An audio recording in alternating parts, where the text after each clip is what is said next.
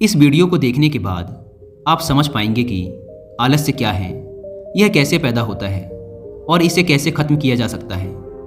एक बार आलस्य से परेशान एक व्यक्ति गौतम बुद्ध के पास आता है और कहता है, बुद्ध, मेरे अंदर बहुत आलस्य है। मैं इस आलस्य की वजह से अपने जीवन में वो सब कुछ नहीं कर पा रहा जो मैं करना चाहता हूँ। इस आलस्य ने मुझे बहुत परेशान कर रखा है। इसकी वजह से मैं अपने जीवन में उन्नति नहीं कर पा रहा हूँ। कृपया आप मुझे इस आलस्य से छुटकारा पाने का कोई तरीका बताएं। यह सुन गौतम बुद्ध मुस्कुराते हैं और उस आलसी व्यक्ति से कहते हैं, तुम्हें कैसे पता कि तुम्हारे अंदर आलस्य है? उस आलसी व्यक्ति ने कहा, बुद्ध, केवल मैं ही नहीं बल्कि मेरा पूरा परिवार भी यही कहता है कि मैं एक आलसी व्यक्ति हूँ। बुद्ध ने कहा, क्या तुम मुझे इसका प्रमाण दे सकते हो कि तुम एक आलसी व्यक्ति हो? उस आलसी व्यक्ति ने कहा, जी बुद्ध, मैं दे सकता हूँ। बुद्ध ने कहा, फिर प्रमाण दो। उस आलसी व्यक्ति ने कहा, बुद्ध, मैं ये तो जानता हूँ कि सुबह उठना मेरे स्वास्थ्य और मेरे मन दोनों के लिए ही लाभकारी है, लेकिन मेरा आलस्य मुझे सुबह जल्दी उठने ही नहीं देता। बुद्ध ने कहा, अच्छा, परंतु क्या तुम्हें पता है कि आलस्य होता क्या है? उस आलसी व्यक्ति ने कहा, बुद्ध, मुझे ये तो नहीं मालूम कि आलस्य होता क्या है, लेकिन ये जो कुछ भी है बहुत बुरा है। बुद्ध ने कहा, आलस्य एक मानसिक अवस्था है, एक भाव है, एक विचार है जिसे जाने अनजाने में हम इंसान खुद ही अपने अंदर पैदा करते हैं। आलसी व्यक्ति ने कहा, परंतु वो कैसे बुद्ध? बुद्ध ने कहा, पहले तो तुम ये समझो कि हमारे भीतर आलस्य दो कारणों से पैदा होता है। पहला कारण है शारीरिक और दूसरा कारण है मानसिक। शारीरिक आलस्य का पहला कारण है भोजन। जब हम कोई ऐसा भोजन ग्रहण करते हैं जिसमें खुद कोई जीवन नहीं है, तो ये भोजन हमारे शरीर के लिए बोझ बन जाता है और फिर यह हमारे अंदर आलस्य पैदा करता है, क्योंकि हमारा शरीर भोजन से मिलने वाली ऊर्जा के सहारे चलता है और फिर हम इसे जैसा भोजन देते हैं वैसे ही ऊर्जा हमारे शरीर को भी प्राप्त होती है। इसलिए अगर तुम आलस्य से बचना चाहते हो तो आसानी से पचने वाले और सीधे प्राकृतिक से प्राप्त होने वाले भोज्य पदार्थों को अपने भोजन में शामिल कर दो। शरीर के स्तर पर आलस्य का दूसरा कारण है गलत तरीके से चलना, गलत तरीके से बैठना और गलत तरीके से लेटना।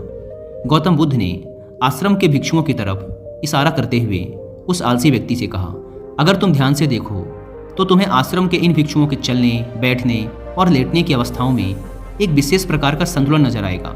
जब ये चलते हैं तो इनके पैरों के बीच एक तालमेल होता है। जब ये बैठते हैं तो इनकी रीढ़ की हड्डी एकदम सीधी होती है और गर्दन थोड़ी सी ऊपर होती है, और जब ये लेटते हैं तो इनका शरीर एकदम शिथिल होता है। इनके शरीर के किसी भी अंग पर कोई तनाव नहीं होता, जिसके कारण ये एक गहरी और आरामदायक नींद ले पाते हैं। उस आलसी व्यक्ति ने पूछा, बुद्ध, क्या पर्याप्त नींद लेना भी उतना ही जरूरी है? बुद्ध ने कहा, ना कम ना ज़्यादा, हमेशा ही पर्याप्त मात्रा में सोना लाभकारी होता है। अगर तुम आज रात पर्याप्त नींद नहीं लेते तो तुम्हारा कल का पूरा दिन थकान और आलस से भरा होगा, इसलिए पर्याप्त नींद भी उतनी ही जरूरी है। आलसी व्यक्ति ने कहा, हाँ बुद्ध, ये तो मैंने भी महसूस किया है। बुद्ध ने कहा, शरीर के स्तर पर आलस्य का तीसरा कारण है सुबह जल्दी ना उठना। यह सुन उस आलसी व्यक्ति ने कहा, हाँ बुद्ध, मैं तो सुबह जल्दी उठ ही नहीं पाता हूँ। बुद्ध ने कहा, तुम सुबह जल्दी तब उठ पाओगे जब तुम रात में जल्दी सोओगे। बुद्ध ने आश्रम के भिक्षुओं की तरफ इशारा करते हुए कहा, इन भिक्षुओं को देखो, इन्होंने रात्रि में अपने सोने का एक निश्चित समय निर्धारित कर रखा है और यही कारण है कि ये रोज प्रातःकाल जल्दी उठने में सक्षम हो पाते हैं। हर एक बौद्ध भिक्षु को अनुशासन का पालन करना होता है और यही अनुशासन इनके जीवन में संतुलन लाता है। कुछ लोग अनुशासन को एक बंधन समझते हैं। उन्हें लगता है कि अनुशासन उन्हें बांधता है, लेकिन सच्चाई ये है कि अनुशासन हमें बांधता नहीं बल्कि स्वतंत्र करता है। इसलिए अगर तुम शारीरिक स्तर पर आलस्य से छुटकारा पाना चाहते हो तो खुद को अनुशासन में ढालो, एक निश्चित दिनचर्या का पालन करो। उस आलसी व्यक्ति ने कहा, लेकिन बुद्ध, शुरुआत कहाँ से करें? सही तरह का भोजन करने से, सही तरह से बैठने, लेटने और चलने से, या फिर सुबह जल्दी उठने से? बुद्ध ने कहा, शुरुआत अभी से करो। जो भी तुम इस समय कर रहे हो उसे पूरे ध्यान से करो। पहले तुम मन के स्तर पर आलस्य को समझो। लेकिन उससे पहले दोस्तों, अगर आप भी काम को टालने की आदत से परेशान हैं या फिर आलस्य की वजह से आप लाइफ में वो अचीव नहीं कर पा रहे जो आप पाना चाहते हैं तो कुछ ऐसी बुक्स मैं आपके साथ रिकमेंड करूंगा जो आपकी हेल्प करेंगी आपके पॉजिटिव माइंडसेट को डेवलप करने में, जिससे आप आज के काम को आज ही करें, कल पर ना टालें। तो जो पहली बुक है उसका नाम है ईट दैट फ्रॉग, यानी सबसे मुश्किल काम सबसे पहले। ब्रायन ट्रेसी द्वारा लिखी यह बुक आपको सिखाएगी कि अगर आप अपने दिन का सबसे मुश्किल काम सबसे पहले कर लेते हैं तो आपका बाकी का दिन बहुत अच्छे से गुजरता है। अगर आप सुबह जल्दी ना उठने की वजह से परेशान रहते हैं और आप सुबह जल्दी उठना चाहते हैं तो इस आदत को डेवलप करने में आपकी हेल्प करेगी रॉबिन शर्मा द्वारा लिखी यह बुक जिसका नाम है 5 AM क्लब। एक तीसरी बुक है जिसका नाम है द पावर ऑफ हैबिट। इस बुक को पढ़ने के बाद आपका माइंडसेट एकदम बदल जाएगा और आप जान पाएंगे कि आज के काम को आज ही करने की एक छोटी सी हैबिट आपके लाइफ को कितना आसान बना देगी। अगर आप चाहें तो इन तीनों ही बुक की हिंदी में बुक समरी भी सुन सकते हैं कुकू FM ऐप पर। कुकू FM इंडिया का leading and fastest growing audio book platform है, जहां पर आप एक बुक से भी कम की कीमत पर हजारों बुक्स को ऑडियो फॉर्मेट में सुन सकते हैं, वो भी अपनी मनपसंद लैंग्वेज में। नॉर्मली इसके 1 साल का सब्सक्रिप्शन पड़ता है 310 रुपीज़ का, लेकिन इस अम्बेडकर जयंती के अवसर पर कुकू FM के एनुअल सब्सक्रिप्शन पर 50% डिस्काउंट का ऑफर चल रहा है, इसलिए आप 1 साल का सब्सक्रिप्शन ले सकते हैं सिर्फ 199 रुपीज़ में, अगर आप यूज़ करते हैं कूपन कोड BR50। लेकिन यह कूपन कोड सिर्फ 17 अप्रैल रात 12 बजे तक ही वैलिड है। Link description and pin comment पर दी गई है, आप वहां से ऐप को डाउनलोड कर BR50 कूपन कोड का फायदा उठा सकते हैं। बुद्ध ने कहा, मन के स्तर पर आलस्य का पहला कारण है हमारी पुरानी गलत धारणाएं।